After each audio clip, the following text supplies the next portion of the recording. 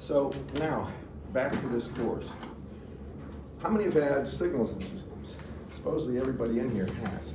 Signals and systems is something where it's deterministic. There is no probability. Everything is known. You know, you've had Fourier transforms, you've had Laplace transforms, you had to do convolution, you had to do Z transforms. Did you all do Z transforms? I'm hoping you did. You didn't do Z. Oh, that's so important. Z, did you do the discrete time Fourier transform, DTFT? And you did FFT, DTFT, and F. All right, well, at least you have something. Z transform is real important because what Laplace is to continuous time, Z is to discrete time. And it's very, very important to have an appreciation for that, especially when you get into controls. Has anybody here taken controls yet? Not a soul. Okay. You'll see that that's very important. Now, my area that I do a lot of research in is in electromagnetics, transient electromagnetics, radar, and adaptive radar and electromagnetic compatibility interference. And I use probability, and you're going to find out in the real world, there is so much that requires a thorough understanding of probabilistic methods. And the reason is when you have, like, if you're in VLSI processing, they will start taking more or less accurate measures of how many chips fail out of a 10,000 stuff. They'll use these statistics to create a probabilistic model of failure, and then they'll start adjusting parameters and see how the probabilistic, more or less, statistics change in favor of, or if it's retracting from their goals of getting a higher rate, basically less error and stuff like this. There's all sorts of things they do, but probabilistic, you might say, a good understanding of probability is critical to being a good engineer in the real world. One other thing I'm going to tell you is, you know, in the world we live in, you all know the physicists Einstein and Niels Bohr, right? Two of the more famous physicists. Well, Einstein was somebody that had in the back of his mind a deterministic universe. Nothing was to chance. And Niels Bohr was a guy that really appreciated the Schrodinger equation, the Heisenberg uncertainty principle, and quantum mechanics. Now, I'm not going to go too far afield here, but both are correct in terms of their belief if you know everything. For instance, when you flip a coin, now just listen to me, if you take a fair coin, say a nickel, you throw it up, same likelihood of heads or tails, then you can probabilistically say it's 50% chance, 50% chance of heads or tails, right? You keep flipping it, and you can build up a statistical, say, a sequence of how many heads you get, how many tails, and the probability of each. Well, if you knew that's called a probabilistic approach to outcomes. If you knew exactly the velocity the coin was going vertically and its rotational moment of inertia, the exact height, all the parameters for frictional loss and in the air and stuff like this, as well as damping on the ground, you could get the outcome of that coin every single time right. That is the deterministic view, but it requires a lot more information. Y'all follow me on this? Most of the world we live in, you're not going to be able to know all the parameters so you can get the exact outcome. So it's probabilistic, especially in processing and in radar, are the two areas that I go. So now, back to this. We're going to start with something called Venn diagrams. Has anybody had logic here, philosophy or anything? Of course, if you had logic, do you remember how they talked about Venn diagrams and what? Did you have that? There was what? There was something called deductive and inductive logic. Do you all? All right. Well, anyway, with Venn diagrams, here's what it comes down to.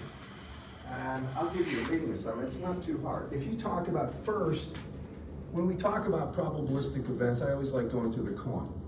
So the possible outcome,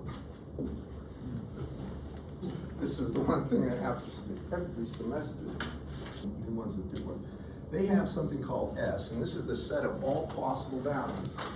It's in the book. So if we talk about a coin, the all possible outcomes would be either a head or a tail. Y'all follow me? Now really, that's just one example. If you talked about something where you rolled a dice, then the possible outcomes would be what? 1 to 6, right? 1, 2, 3, 4, 5, 6 possible outcomes, right? If you roll the dice. If you're talking about what's on the top of the die. So this is, it's called a set, or it's really all possible outcomes. Now, if you take a look at this and bring it a little further. Suppose we talk about throwing a coin 3 times and we look at all possible outcomes, all right? So we're gonna talk about 3 times. If we do that and we assume it's a fair coin, equally likely to have heads or tails, then you could have for either 3 coins, or you toss the same coin 3 times, you could have heads, heads, heads, and you know where I'm going with this. Heads, heads, tails, heads, tails, heads, heads, tails, tails, tails, heads, heads, tails, heads, tails, tails, tails, heads, and then tails, tails, tails. It's really what? It's 2 to the nth in here, and it's 3 possible outcomes, because there are only 2 outcomes. Do y'all follow me in the way I'm doing this? So if you looked at this statistically, I'm going to try to do this, right? This is the set of all possible outcomes of throwing a coin 3 times, or 3 coins, 3 fair coins. Y'all follow me? And if they're equally likely, you can figure out just by thinking about the possible outcomes. If there's no weighting of the coin, if you wanted to know the probability of just head, head, head, well, what would you do? You see what? There's one of them in this outcome stack, right? I'm just showing you the trick. So it would be 1 is the total number of times it occurs in all possible outcomes. And how many outcomes are there? 8. There's 8 outcomes. So the possibility of that is 1/8, right? Y'all follow me? It's really a visualization of area, if you will. Y'all follow me on this, class? What about if I wanted the probability, and you can do it from here, of just 2 heads or more? So I want the probability of at least 2 heads. What are you going to do? What does your gut tell you? I'm going to look at how many places in here have at least 2 heads or more, right? Here's 1, here's 2, here's 3, here's 4, and that's it, right? So it's 4 over 8, or 1/2, 50% chance, right?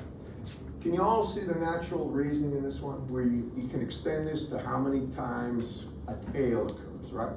How many times only one head occurs? And it's really just taking the number of times in the outcomes, dividing by the total possible number of outcomes, if it's a fair coin. Now this type of thing can be represented by things called Venn diagrams. Has anybody heard the term Venn diagrams? You have. Where'd you hear it, by the way? I'm thinking like the circles. Are you saying? They are. But what course did you hear it? I don't even know if it was a course. I think it's just. In logic, you usually get Venn diagrams. I had logic, and we did Venn diagrams. We did deductive and inductive logic and all this stuff. Logic. Well, I guess there's 2. If you talk about standard logic related to the courtroom and actual all the mathematics and stuff like this, they use Venn diagrams. Now there is, of course, logic can be taught from, I don't know, a non-mathematical perspective, I suppose. So here's how we do it. When we talk about anything, we have to define something where either the event occurs or not occurs, but the event can mean anything. For instance, if I say let A be the event that I have heads, heads, heads, right?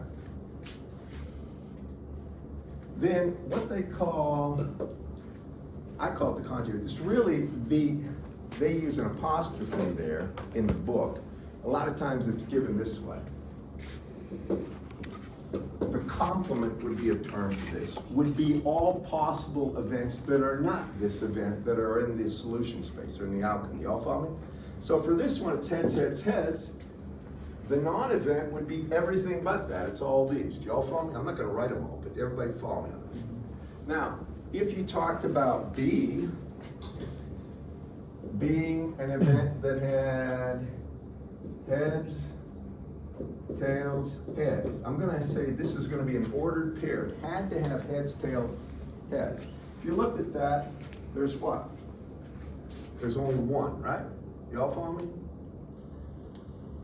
And then, if you looked at B prime, it would be everything else. I'm being very simplistic about this, but you'll follow me on this. All right? So how do you represent something like this in terms of a visual tool? And that's all this Venn diagram is. They would do this. They'll have a circle, and this represents all possible values, S. Right? Then they will say there's a subset of all possible values called A. Now, I just used a coin. It can be anything. A represents all possible outcome of something that's going on. It can be anything. Then there's event B.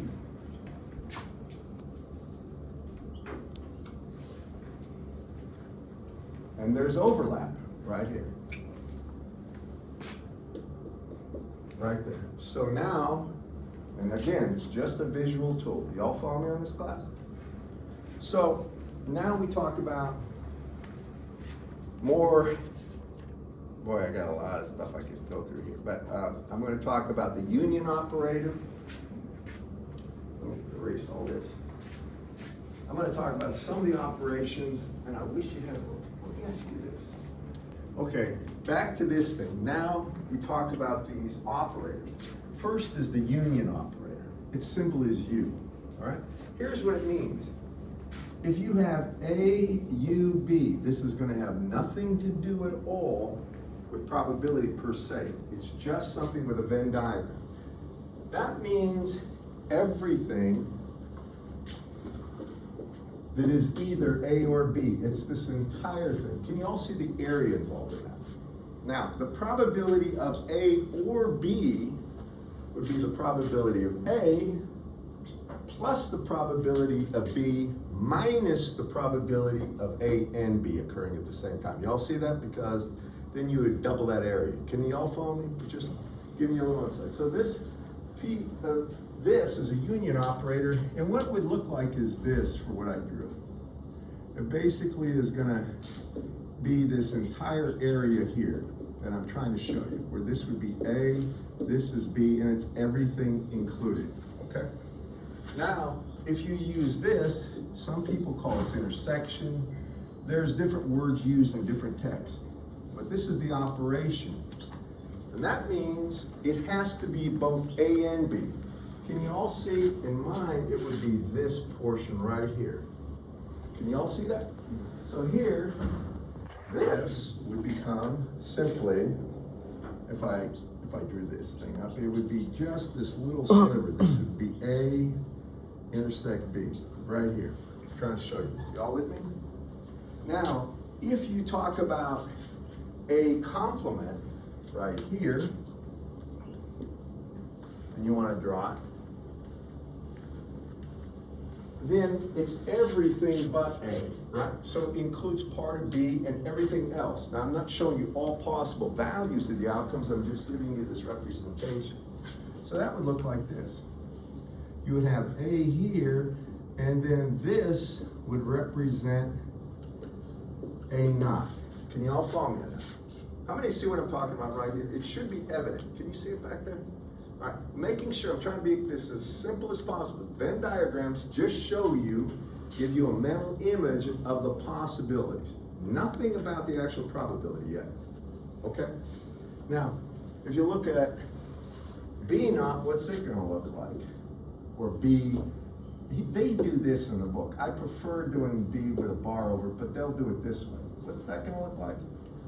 Well, if I know this is B, right? Then B complement, or everything but B. Y'all follow me? Okay, and that's really, I mean, we could put down C, we could have A, and we could have A union B union C, and the only thing that would happen is another circle would appear right here, right? And then you could add another one if you wanted. Are you all with me? You can extend this logically any way you want, but the real essence of this is understanding it's either A or it's not A, for starters, and it's either A and B, anywhere in there if it's a union, or it's gotta be A and B must simultaneously occur if it's this operation right here. So now, we can extend this some more and more. We're gonna do some examples. I'm not gonna just leave you hanging here. So then there's something, it's De Morgan's theorem. Boy, a lot of this makes perfect sense. I'm gonna put this up here. I personally think this is not challenging for you to understand in the least, but you have to at least do some problems to have some confidence in what you believe. So I'm going to put the Morgan's theorem on here, and it says this.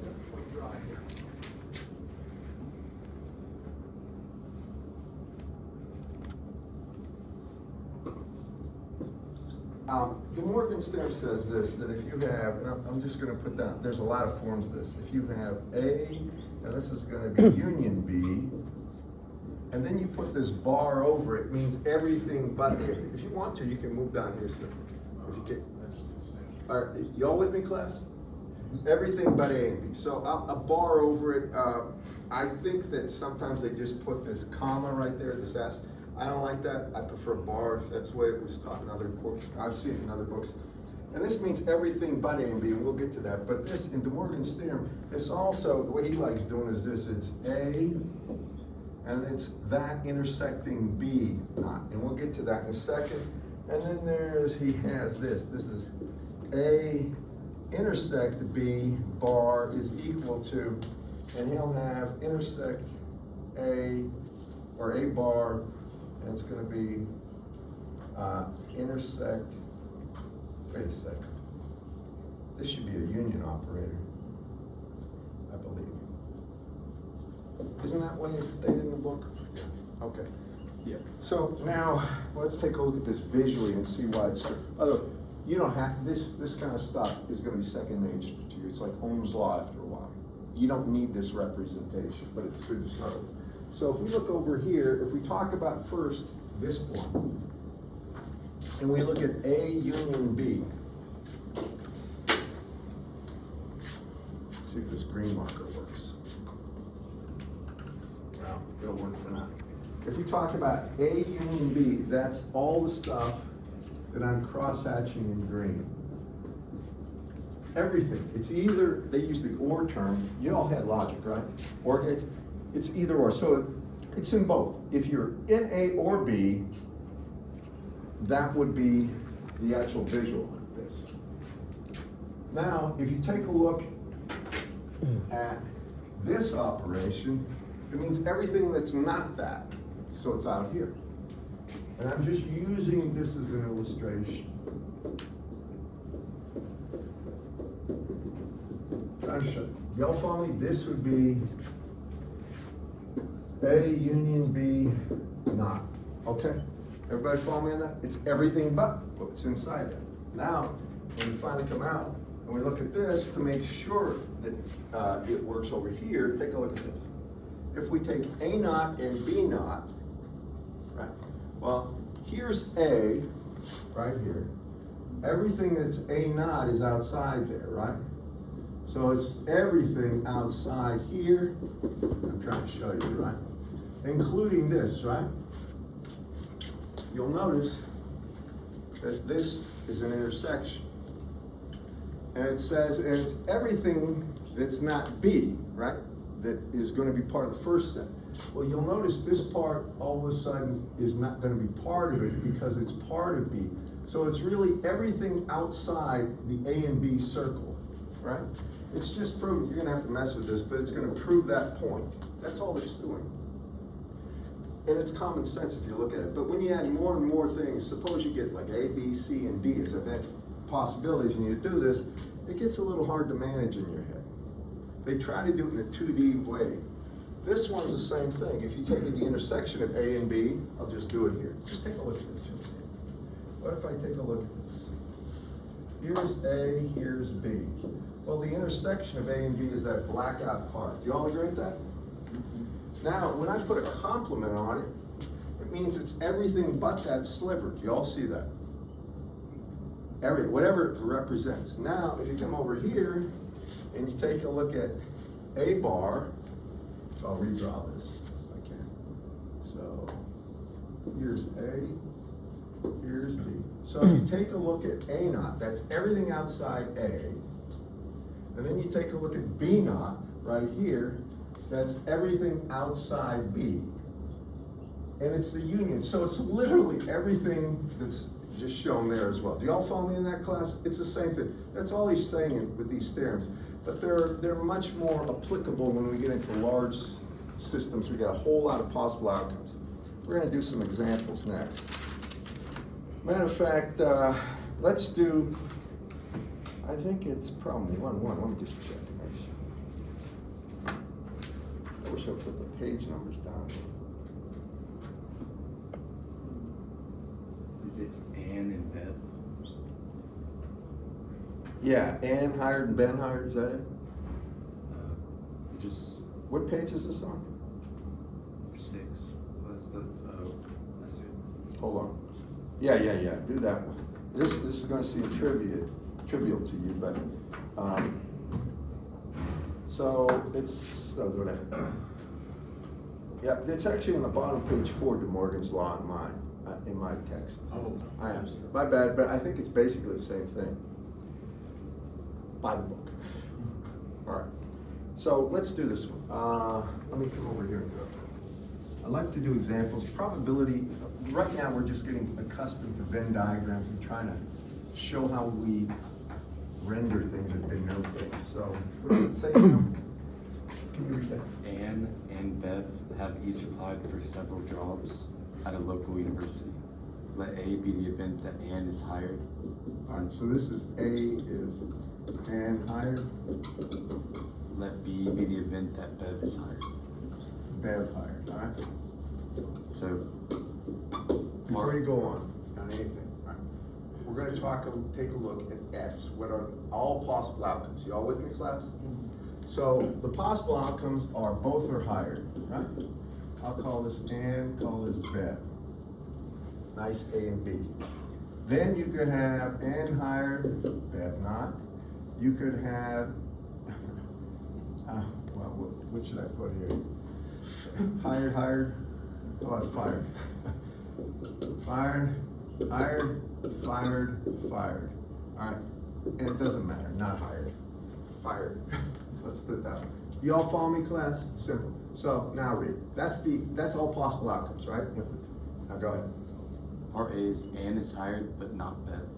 All right, so they want to know how to render Ann is hired and Bev not hired. You hear me?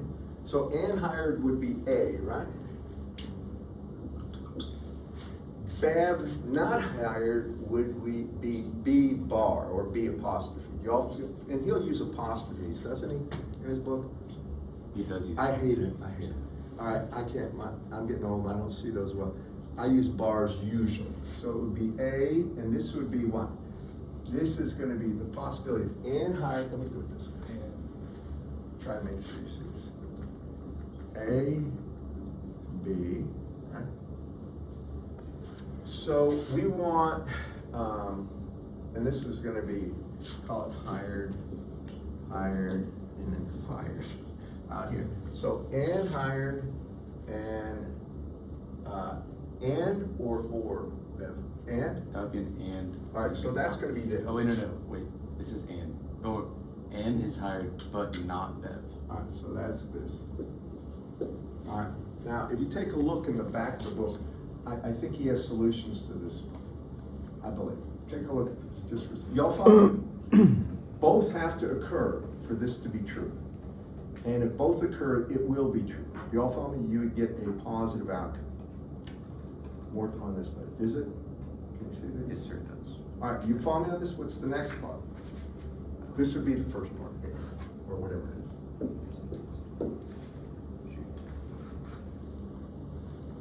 I can use one of them. All right, one of them is hired, right? At least one is hired. So now we get the union operator.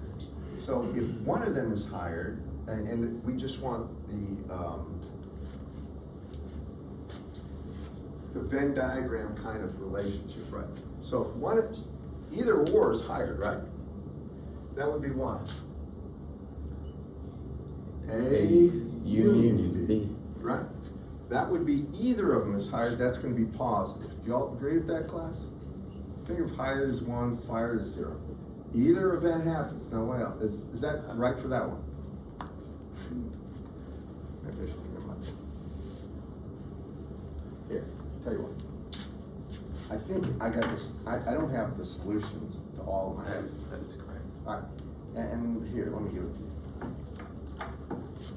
Right here, that way you won't have to keep on rasping back. All right, what's the final? This one, pay attention to. The last part is always the trickier one. Exactly one of them is higher. All right, now, exactly one, right? So that means, if you think about this, this represents anhydride, this represents bevhydride. You'll notice how you got the overlap there. That would be both hydride, we don't want that, right? So how would you get that? Well, it would be, all right, exactly one hydride, and you can use a couple of rational ways to do this. So first, it would be, an would be hydride, right?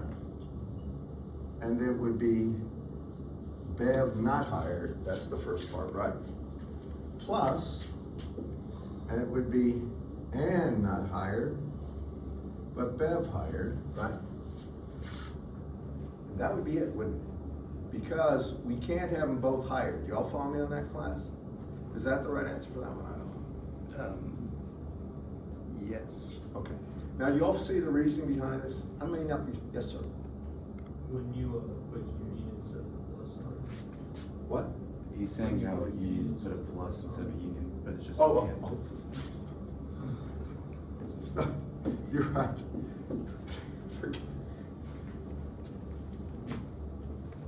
I live in a world where I deal with ones and zeros, digital stuff, and all sorts of problems. We don't use that often.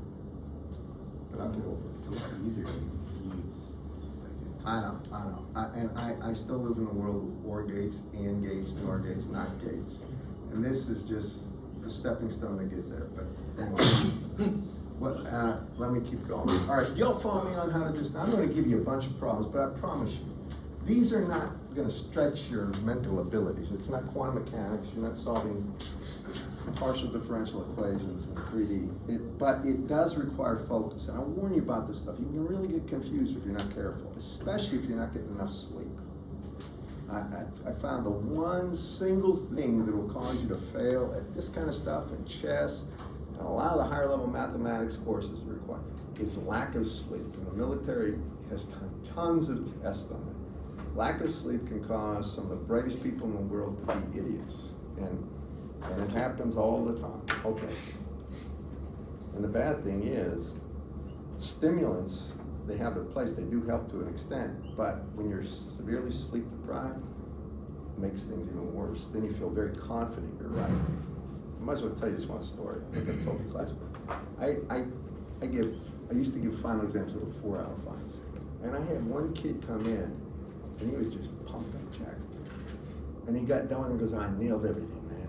And he told me something before that he had taken Adderall, and he could remember anything if he studied with it. Maybe he can. He was so confident he aced it. He had every single thing wrong. I mean, nothing right. But he was absolutely confident he made no mistakes. That's what happens sometimes with these drugs. So these are just another way of doing a truth table? Yeah, of sorts. Yes, it is. I want to say one other thing. If y'all had your logic circuits, you'll see tremendous parallels now. You're going to see the OR operator is really the union. All right. The intersection, I call it. It doesn't matter what you call it. That's really the AND gate. All right. And we can get into the NOR gate, which is just that the complement on it. And so, we'll get through all that. So that was. Then I want to do 1-5. Here, I'll tell you what. You can get to this. You can look at it, then we'll get the answers to 1-5. I have this down because the one thing I found helps people right here is not just putting a ton of theory out. It's going to bore you to fly. Show me what I need to do with it right now. And we'll get into the probability in a second, but I've got to get through this stuff. The system one? It's 1-5. They have like 3 things, 2 in series, or 2 in parallel, 1 in series. That's correct. All right, so here's what they're doing. They're giving you an idea of like real problems, now the probability of something failing or working. So they have something like this, if I remember correctly.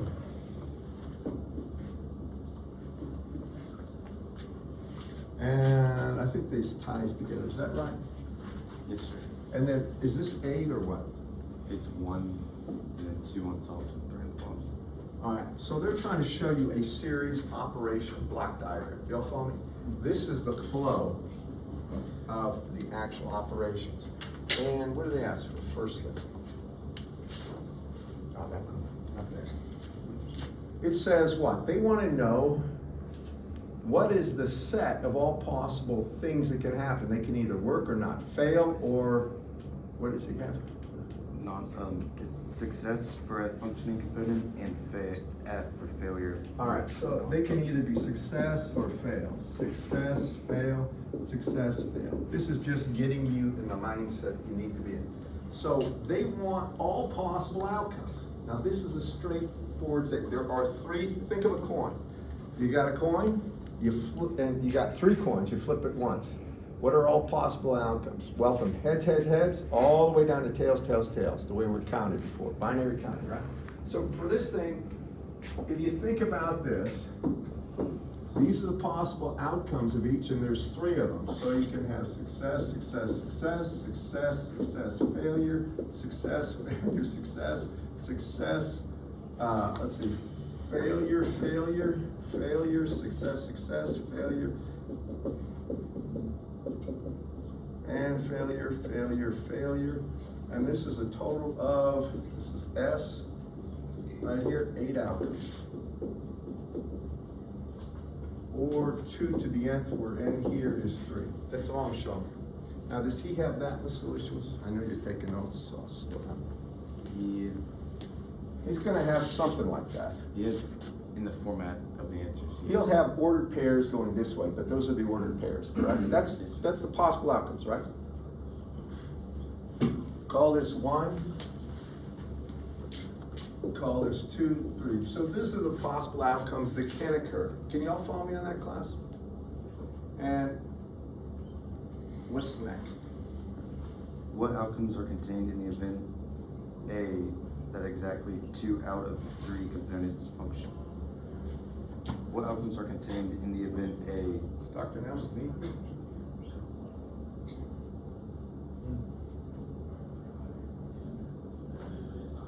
Oh, he's just giving a tour. Never mind. I thought he needed. All right.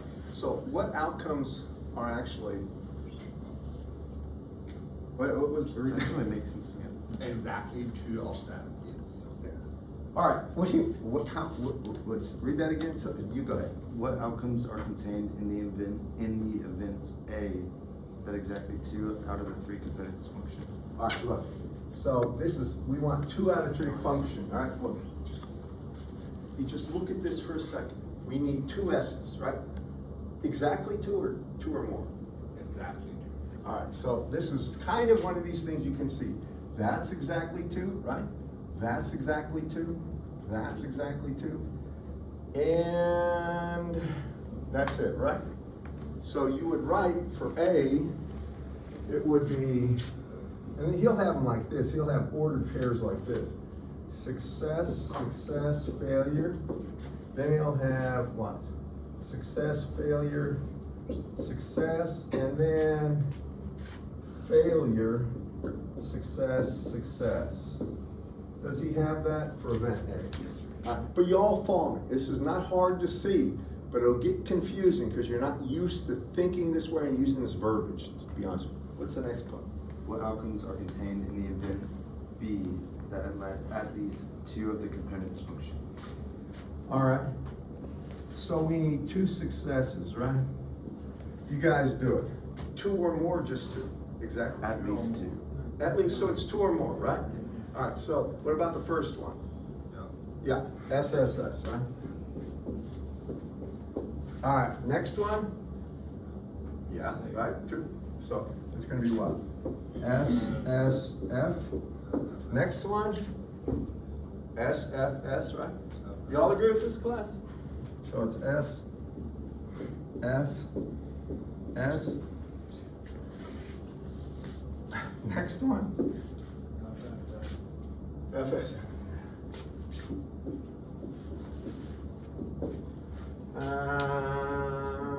No, right? Y'all agree? Is that right?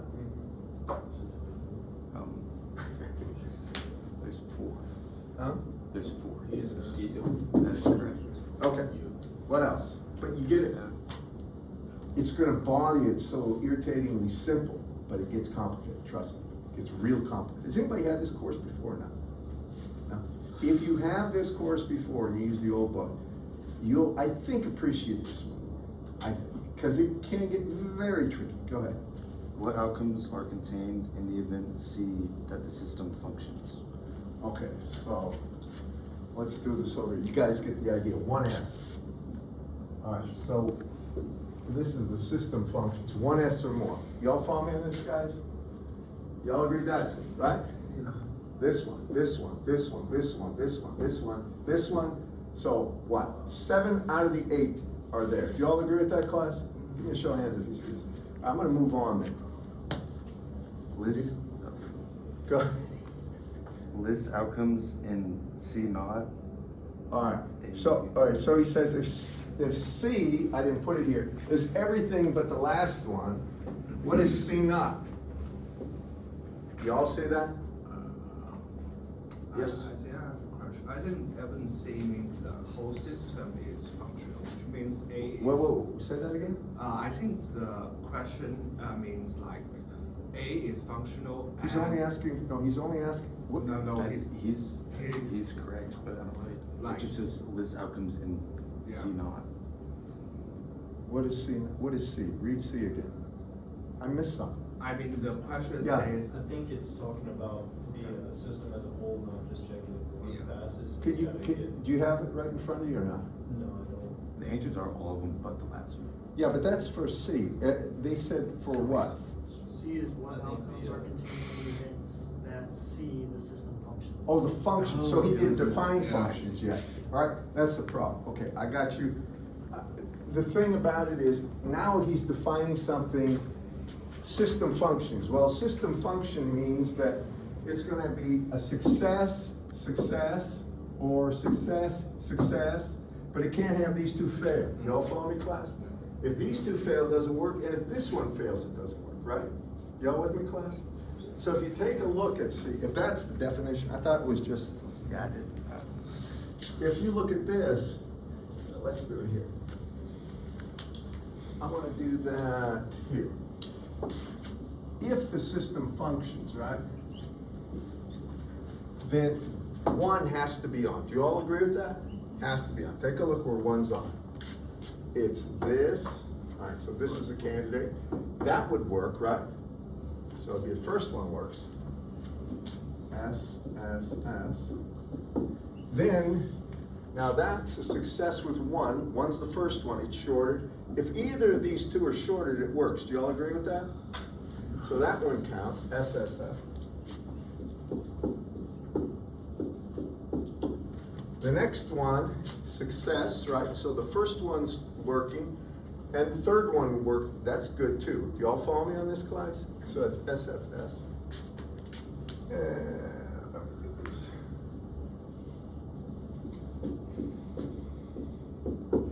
All right. What about this one? No. This one? This one? This one? No. First one has to operate, has to success. So this would be all possible outcomes of a success, if that's what he's talking about. Do y'all agree with that, class? And now C naught's what's left over, right? So what's left over?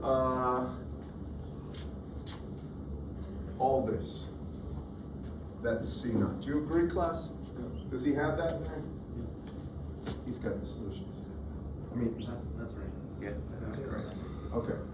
Again, just get you familiar with the lingo and stuff. This is, you know, when we talk about it, what you're gonna see in a little bit, you're gonna get all sorts of circuitry like this. And they'll ask you, what's the probability of it working, being everything? In other words, you having a short circuit path from here to there, or the probability of it's not working. Well, 1 minus the probability it's working is the probability it's not working. And you'll see a lot of this stuff become clear to you when we get to the problems. Okay. Next. All right, now we're going to talk about the probability of an event.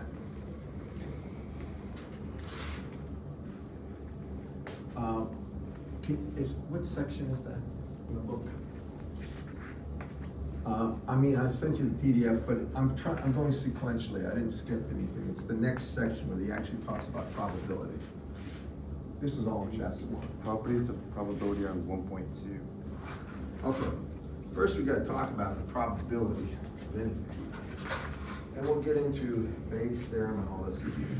So when we talk about probability per se, and probability of event, I don't think this is gonna be in any way, shape, or form difficult to understand. So if you talk about the probability of event,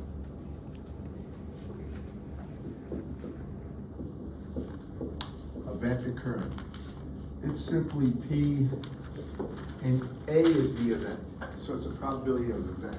Now, one thing about any probability at all, the probability of any event has to be greater than or equal to 0, less than or equal to 1. You can't have a probability greater than 1. And you can't have a probability that's negative, sort of like negative mass. Yeah, in physics we call holes have negative mass if you happen to get there, but it's just a fictitious thing we use to manipulate the mathematics. It doesn't really have negative mass. Negative mass doesn't exist per se. Every time I say this because physicists find a way of creating things that, you know what dark matter is, anybody? Ever hear that? There's all sorts of weird concepts that don't meet my intuitive thinking about the universe I live in. Negative mass, you know, mass, it's one thing I like about it. It's either 0 or positive. And positives attract, two positive masses attract each other from gravity. If it was a negative mass, it would repel, I think, but it's an odd idea. Anyway, so the probability is always between 0 and 1. That's always true.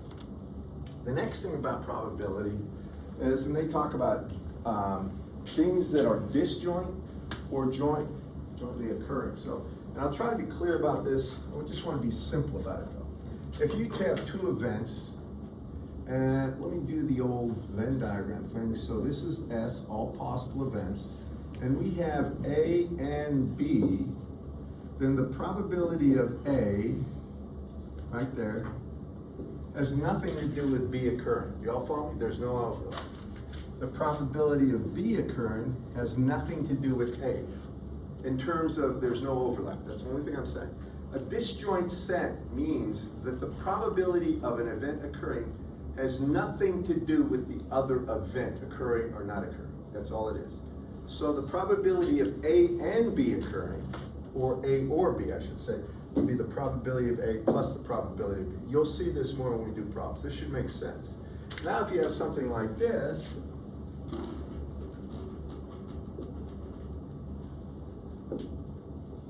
and you talked about the probability of A occurring, that would be this. The probability of B occurring would be this, right? You all see that? I'm just giving you an idea. But what would the probability of A or B occurring? Hear me now, A or B. So just think about it for a second. Now that overlap theory is going to come to play, so I'm going to show you something. Over here, if we take a look of the probability of A or B occurring, or union B, that is really an OR operator, right? Well, it would be the probability of A. Now that's all this, right? And it would be the probability of B, which is all this. But now I've accounted for that overlap area twice. Do y'all follow me? So then you would have to subtract from this the probability of A intersecting B from occurring.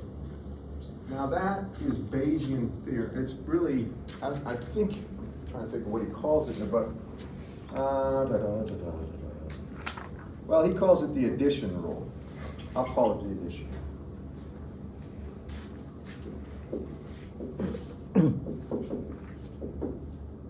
And there's nothing magical about this. You can look at it and intuitively tell, right? What happens if I have 3 events?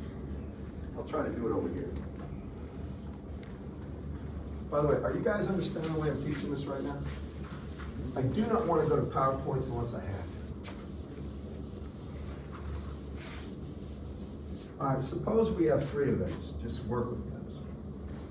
Here's my A, here's my B, and here's my C. Now you'll notice I on purpose made them overlaps, so they are not disjoint. They're joint probabilities. Y'all follow me? So what's the probability? Hear me now. Probability of A occurring or B, but not C. Here's where you gotta think a little harder. Now really, think about area. This is the way I always envision these things, as an area representation. So, take a look at this.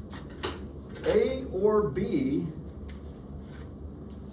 here's A, here's B, right? Y'all follow me? Now just go back, think how you would represent that from the last. Well, this is really gonna be what? Probability of A plus a probability of B minus the probability of A, right? And B, or intersect B. Y'all follow me? Yes, sir. Should that be a C bar? Huh? For the exclusion operator, should that be C bar if you will not C? Or am I thinking that? Oh, yeah. You're right. I'm sorry about this. All right, you were right. I made this one up on a fly. I'm just trying to show you how three of these. But so A and B occur, but not C. Now, if you look at this, you all agree that's the probability of A and B occurring, right? Now, not C is this area right here. So we'd have to subtract that off, just like we did before, right? So what would that be? Well, if you take a look at this right here, it's actually this and this. I'm sorry. You agree with that, class? Y'all see this? So what's, I need to kind of isolate. What's this area right here gonna be? A intersection C. That's A intersects C, correct, class? So it would be minus the probability of A intersects C minus the probability of what? B intersects C. Yeah, and then what do you have to do? You gotta add this part too, right? So it's minus probability of A intersect B, but now I have to add this in, right? So that would be the probability of A and B and C occurring at the same time or intersecting, right? So it'd be plus the intersection of A, B, and C occurring. But you see how I'm doing this with areas? I'm trying to reason through it from an area perspective. How many see that right there? Right. The more, I know these drawings aren't done well, but in the book he does a pretty good job. But it gets complicated when you get more events possible. And this is where these theorems come in real handy, where you can reduce the number. I mean, look at how many calculations we got there. 1, 2, 3, 4, 5, 6 calculations in that one. You'll see the number of calculations will be reduced greatly, but I need to at least show you this. All right, now on page 11 of that book, if you can get there, he has something that I want to cover. I'm not going to have time to get into some of the probabilistic stuff, but I'm going to get there. First chapter is just getting you used to the notation, the thought process, and the Venn diagrams are really useful for visualizing what can occur. There's a lot of mathematical theorems related to these. So on page 11, he's going to have 5 series things. Do you see them? Yes, sir. All right. So he's going to have this. It's example 1.13. And go ahead and read this one. This is the flow of the operations, okay? Denote a component that fails by F and one that doesn't fail by S. So all these things can be S or F.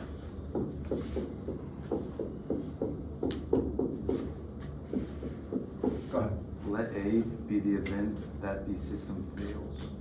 Alright. System fails.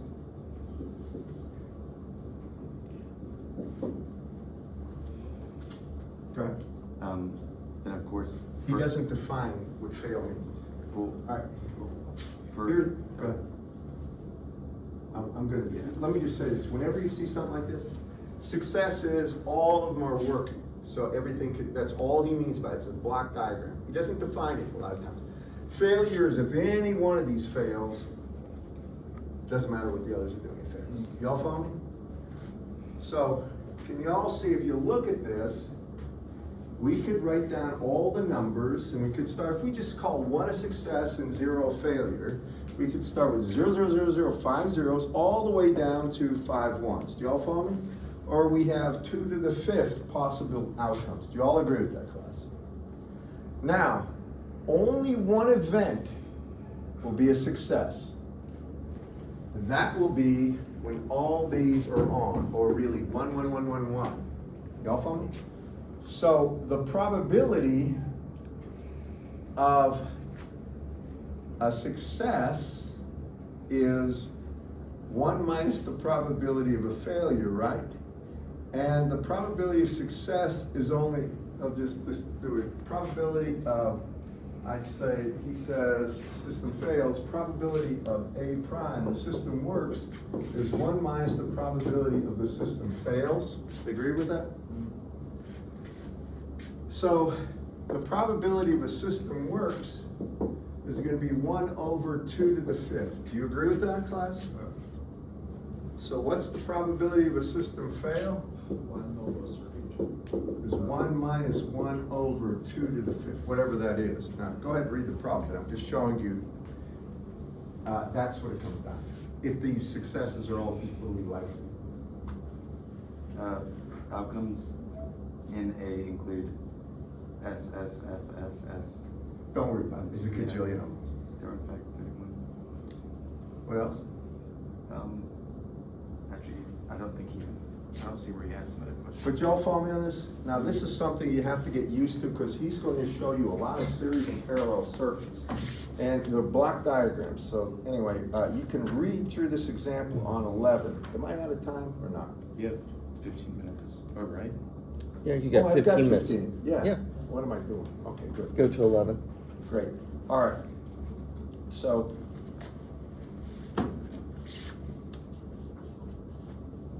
So here's something. Suppose the probability of success is 0.9. This is in the book there.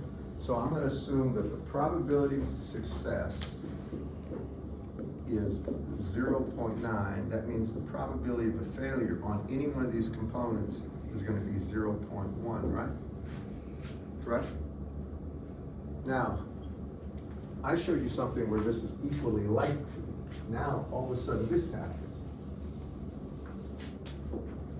Are you all with me with the way I'm thinking now? So, if you think about it, the only event that is successful would be all ones, or they're all working. Do you all agree with this, class? So, if you think about this, it would be the probability of this working times the probability of this working times the probability of this working times the probability of this working times the probability of this working. Do y'all follow me? So the probability of it working, they all have to work. And this would be cumulative probabilities. They're multiplied by each other.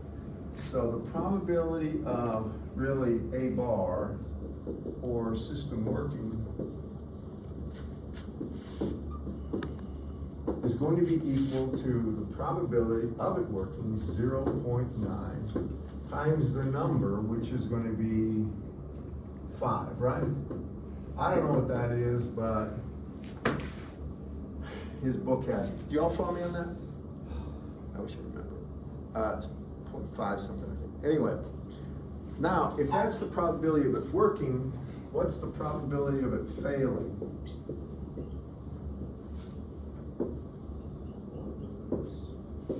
Is going to be 1 minus 0.9 to the 5th.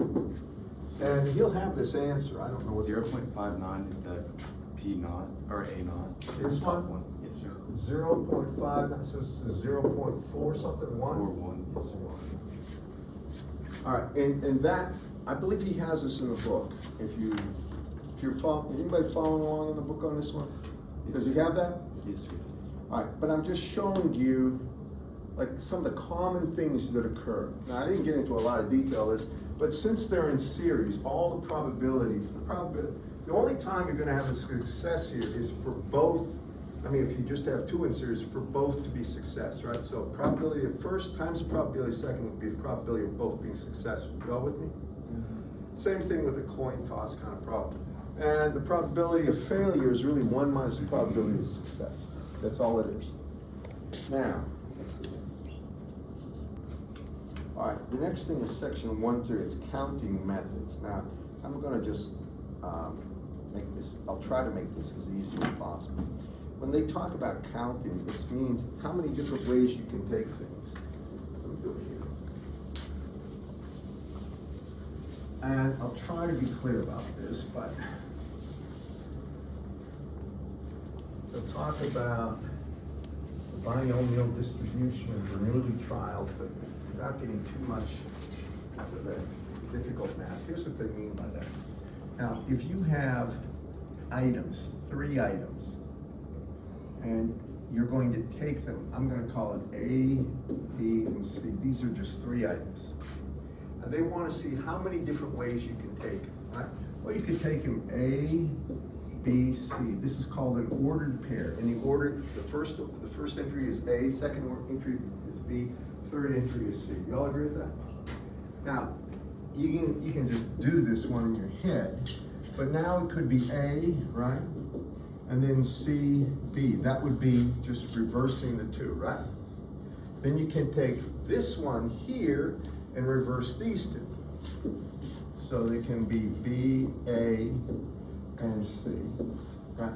Now I've reversed, as I started there, I reversed these 2, now I reversed these 2, then these 2, then I can reverse these 2, right? So it's gonna be C, comma, B, comma, A. And that's how the ordered pairing of that. It all makes, I mean, you can't take them any other way, right? If you have 3 things, suppose you have A, B, and C in a box, and you're not replacing them. So I go down, grab A, go down, I can grab B, then grab C, or I can go down, grab C, then grab B, then grab A, but that's the ordered pairs, the possible outcomes, right? So if you had 3 things and you didn't replace them in a bag, that's the order that they could appear. Do you all follow me on this? How many do? It gets a little weird. Do you not follow me? You have a question on it? Just think about it. A baseball, a football, and a basketball. You throw them into a bag. You reach, you can eat, this is the possible ways they can come out. It's called ordered pairs.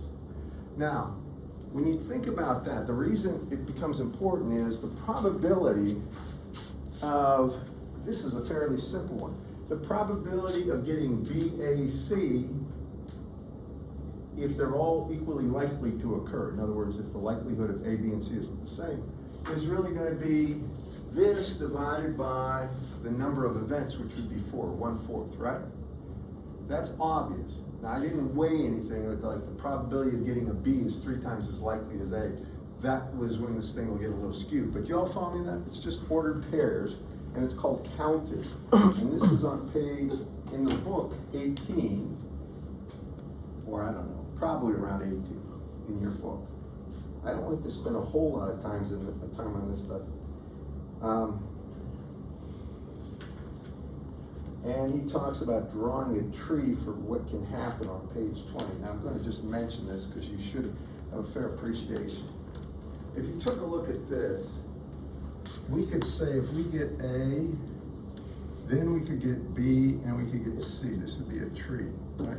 If we get A, we could get C, and we could get B. That's another tree. And we could keep going, starting at this point right here, and then showing the tree as it evolves. Do you all follow me? Now that's shown, he goes into a lot of detail on this, and I think it's unnecessary, but that's shown on page 20 at the top of my book. He's just showing you a way to visualize this. Don't worry too much about that yet. And on page 22 and 23, he talks about combinations and the likelihood of combinations. I don't want to spend too much time on that one. I'm gonna just jump into it right now. So, you at least have an understanding of what, when he says counting and the pairing and trees, how things can appear if the events are something in the space, the possible outcomes. And there's events with replacement, events with not replacement. But I'm gonna do something like that. I'm gonna get a little ahead of the book and I'm gonna say something. So, how many have heard of the binomial theorem? What is the binomial theorem in your own words, if you want to try? It says, what's the probability of, if you have, say, of getting 3 heads in 10 tries, something like this. And I'm going to show you. First, I'm going to put it down. I'm going to tell you what it means. So this is called binomial. Well, yeah, this one. And these are going to be binomial coefficients. So if you take a look at the probability of k of n, it means having k successes in n tries. Just go with me on this one, okay? Think of a coin flip, all right? K successes in n tries. That's equal to n factorial, and we'll see how this works, over n minus k factorial times k factorial. Now, k and n are just numbers, and n has to be equal to or greater than k. N is going to be the number of events that occur. K is the number of successes. Then you take the probability of k occurring, and p here is a success, times 1 minus p, or failure, times n minus k. Now that's the probability of k successes in n attempts, no matter what they are. Let's look at a coin toss just for a second, all right? What's the probability, if it's a coin toss, a fair coin, of 1 success in 3 tries? So 1 head in 3 tries. With me? Think about it. That's going to be 3 factorial over what? 3 minus 1, or 2 factorial, times 1 factorial, right? Probability of success is 0.5. This is going to go to the k power 1 times probability of failure is 1 minus 0.5, or 0.5. And this is going to go to the n minus k, or 2 powers. So this comes out to be what? 3 factorial over 2 factorial. 1 factorial is 1. And it's going to be times 1/2 cubed.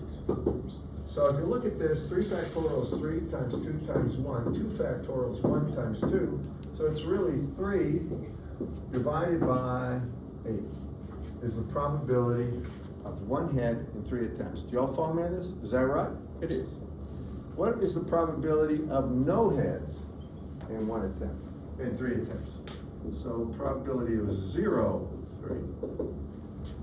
Well, 3 factorial, right?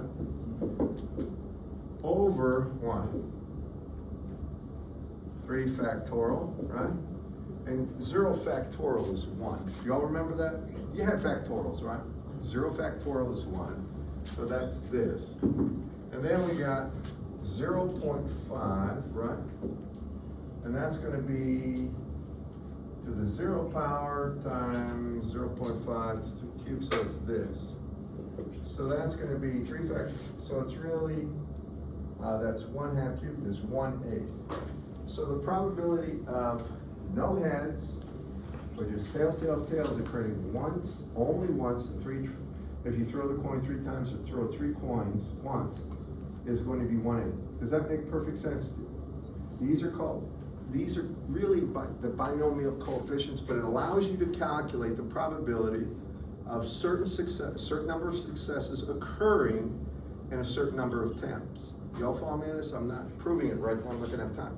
Now, if you wanted to know the probability of at least, hear me, at least, say 2 heads occurring in 3 tries, then you would have to say the binomial thing here of at least 2 and 3 tries, right?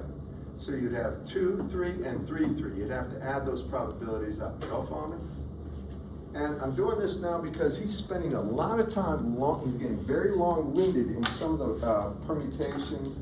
These are really Bernoulli trial type things that he has on page 22 and 23, but he's trying to build to this. This I'm just gonna give you right now. I'll show you how you prove it later, okay? All right, I'm about out of time, I think. Take a look. 1 minute. 1 minute, all right. Any questions now? Are we having a quiz Friday? That's a very good question. No, not the first week. Unless you really want one. Then I'll be happy to provide. Please do your homework, all right? I'm gonna give, it's gonna seem some of this trivial. I'm gonna give you a decent amount, and I usually provide solutions. I think the book has solutions to the odd problems. In the back, yes, sir. I will give you problems, and I'm gonna ask you, just keep up with this stuff. Now, I warn you about the summer. People always have this impression, well, summer's easier. It's harder, all right? I'm gonna level with you. I'm just gonna level because there's more material covered in less time. So try to, budget your time so that between lectures, you've got at least 2 hours to study, preferably 3. Some of this stuff gets really hairy. In my opinion, this course is the most confusing course in the undergraduate curriculum. That's me. I've had this stuff, I've had it at the higher level, I had doctoral level stuff with all this. Some of the concepts, and especially the ability to feel good about them, is very hard to attain. It gets crazy confusing when you talk about all these things with expected value and conditional probabilities. So please keep up with it. Now, one last thing, this is the last thing. This stuff that I'm teaching you applies to both the stock market and gambling at casinos and all that stuff. You're not gonna beat a casino, don't think you can. But the probability, what you're gonna talk about is the expected outcome on a lot of things and the confidence interval you have. I had a student, a very bright student, that I had for a lot of courses. And what he did was he created a genetic algorithm based largely on probabilistic. We could take the stock market. Strangely enough, the guy is, he got his PhD from MIT in, I think it was genetic engineering, and he's doing his law degree, but I think I know what he's gonna do with this on Wall Street. And what he did was, he predicted, for instance, he used this to predict what to buy and why to buy it with a certain level of confidence to make an expected return that goes up. So he took all the stock market data, which is readily available, downloaded it, this is New York Stock Exchange, for I don't know, 15, 20 years, and he did all this stuff with correlation and other things to forecast the future, something like a weather report. And he did a little thought experiment where he tried to predict the outcome in terms of profits, the probability of good profits versus bad.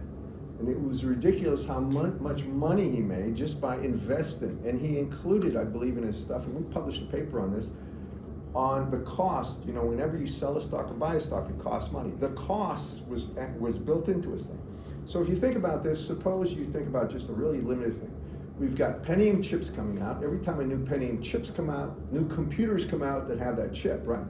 And the stock prices go up. So whenever Pentium stock, and this is one simple example, it's strictly theoretical. Pentium comes out with a new chip, Intel stock goes up. My wife used to work for Intel, goes up.